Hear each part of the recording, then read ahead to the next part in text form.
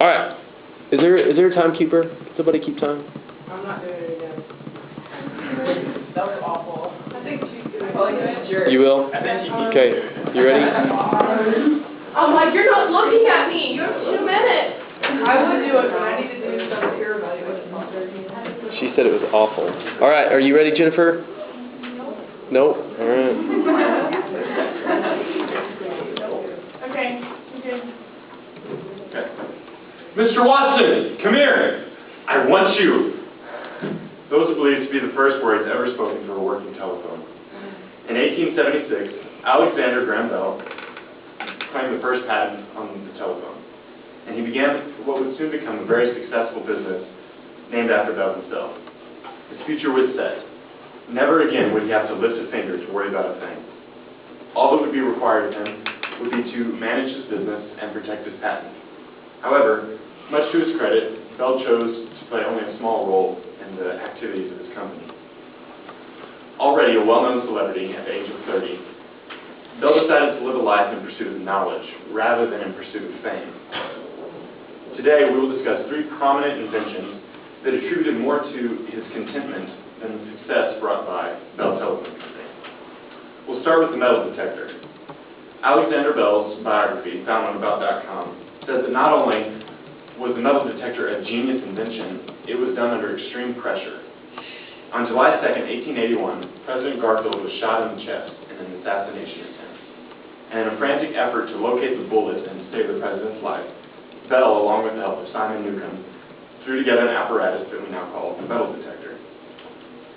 Even though, over 100 years later, we still use it, originally Bell had given up on the idea because he thought it was faulty.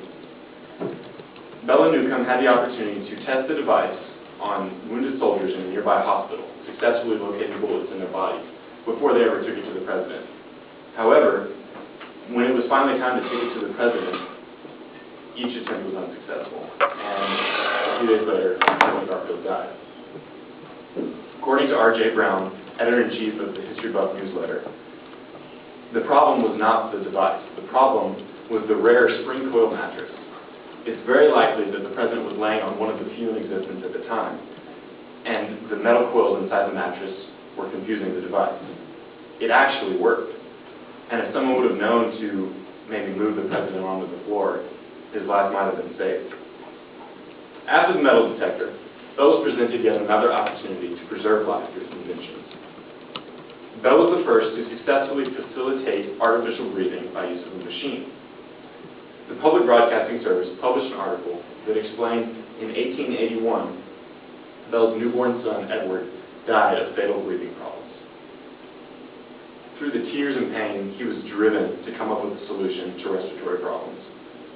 And that very solution was a metal vacuum jacket that facilitated artificial breathing. From this idea came the iron lung, a very similar artificial breathing apparatus that ended up saving thousands of lives during the polio epidemic of the 1950s. Now that we've discussed 2 of his more obsolete inventions, we will move on to what Alexander views as his most important invention, according to Mary Bellis, writer of the article Alexander Graham Bell's Photophone, ahead of his time. Graham was responsible for the invention of the photophone. The telephone transmitted sound over a wire by the use of electricity. This is all fine and dandy on its own, until you realize that the same man who did that in 1876 successfully transmitted sound wirelessly by use of crystals and mirrors in a device called the photophone.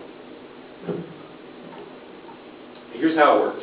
Bell would project his voice through an instrument onto a mirror, causing the mirror to vibrate. He then deflects sunlight off of the mirror to a crystal receiving device that would then translate it back into sound. The sending and receiving ends of the device worked very similarly to a telephone, except there was no wires in the middle to carry the vibrations, only light. This was a huge deal, and Bell knew it. However, with the tools that he had, he wasn't able to overcome obstacles such as clouds that would interfere with the light's path. But just like he suspected, though, the idea of light transmitting sound really did turn out to be a big deal. And according to Mary Bellis, Bell's photophone is recognized as the forerunner for today's modern fiber optics that are responsible for over 8% of the world's telecommunications. All three of these inventions, the metal detector, the iron lung prototype, and the photophone, came after a point in Bell's life where it would have been very easy to completely coast through to the end of his life without a care in the world.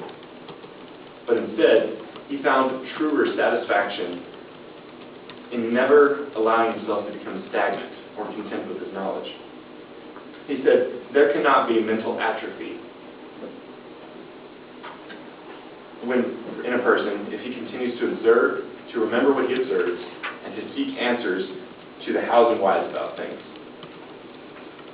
Though the telephone brought in the big bucks for Bell, he shows us through his actions where his focus really was. The telephone was merely a stepping stone in allowing Bell to pursue his dreams.